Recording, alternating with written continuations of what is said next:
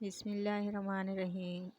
انسان کسی کے ساتھ ظلم کرتے ہوئے بھول جاتا ہے کہ ایک نہ ایک دن اس کا یہ ظلم کسی بیماری، مالی تنگی، کاروباری نقصان یا اہل و عیال میں سے کسی کے جانی نقصان کی صورت میں سامنے آئے گا۔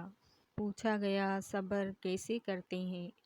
جواب ملا، جب تمہاری آنکھیں آنسوؤں سے بھری پڑی ہوں مگر تمہاری زبان پہ شکوہ نہ ہو اور دل اس بات کی گواہی دے رہا ہو کہ اللہ جو کرتا ہے اسی میں ہماری بہتری ہے۔ آنکھ کی نمی بہت بڑی رحمت ہے، یہ اللہ سے آپ کا رابطہ بڑھا دیتی ہے۔ شکر گزار ہو جائیں ان لوگوں کا جو آپ کو آنکھوں کی نمی عطا کر گئے، شکر ادا کریں اس تکلیف کا جس نے آپ کی آنکھ کو پرنم کر دیا۔ مدد کرنا سیکھیے فائدے کے بغیر، ملنا جلنا سیکھیے مطلب کے بغیر، عاجزی سے چلنا سیکھیے غرور کے بغیر، زندگی جینا سیکھیے دکھاوے کے بغیر۔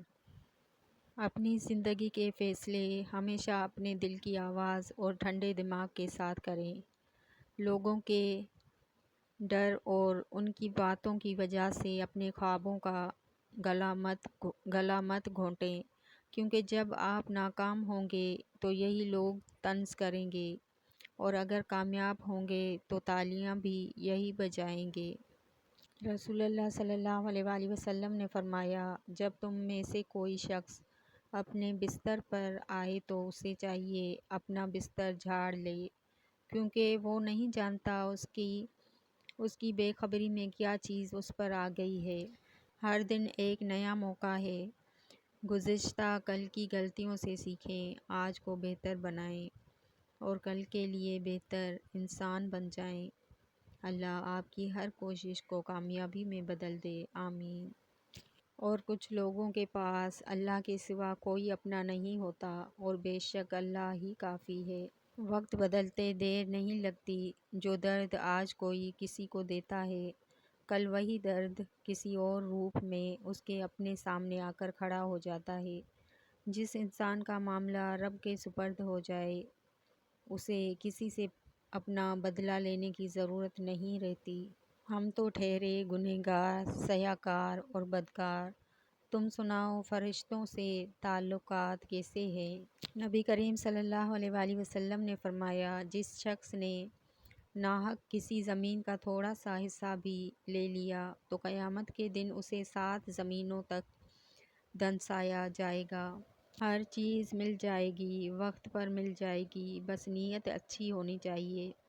اللہ کے فیصلے بہترین ہوتے ہیں، صبر کرو، شکر کرو، یقین رکھو اللہ ضرور دے گا، بے شک انشاءاللہ۔ موت تمہارے پاس کسی بالکل عام سے دن میں آ جائے گی، تمہارے منصوبوں کے عین درمیان، اور یہ دنیا تمہارے بغیر بھی اپنے راستے پر یوں ہی چلتی رہے گی۔ تمہیں دفن کر دیا جائے گا خواہ تمہاری کتنی ہی اہمیت ہو، اور تمہیں یوں بھلا دیا جائے گا گویا کہ تم کبھی تھے ہی نہیں۔ مقدر وہ چیز ہے جو انسان کے اختیار میں نہیں، لیکن دعا، صبر اور یقین وہ کنجیاں ہیں جو مقدر کے بند دروازے کو بھی کھول سکتی ہیں۔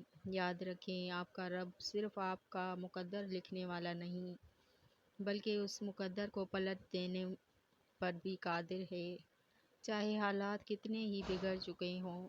جو لوگ مخلص ہوتے ہیں پنجرے کھلے دیکھ کر بھی اڑان نہیں بھرتے، کیونکہ وفا ان کی فطرت ہوتی ہے۔ رشتوں سے زیادہ چیزوں کی فکر کرنے والے لوگوں کے جنازوں میں ضرور جایا کریں، دیکھا تو کریں وہ کون کون سی چیز ساتھ لے کر جا رہے ہیں۔ اے اللہ، مجھے اور میرے بچوں کو ہر اس شخص کے شر سے محفوظ رکھ جس کے دل میں ہمارے لیے بغض اور کینہ ہو، جو صرف اپنے مفاد کے لیے ہمیں استعمال کرے۔ ہمیں ایسے آستین کے سانپوں سے دور رکھ، آمین ثم آمین۔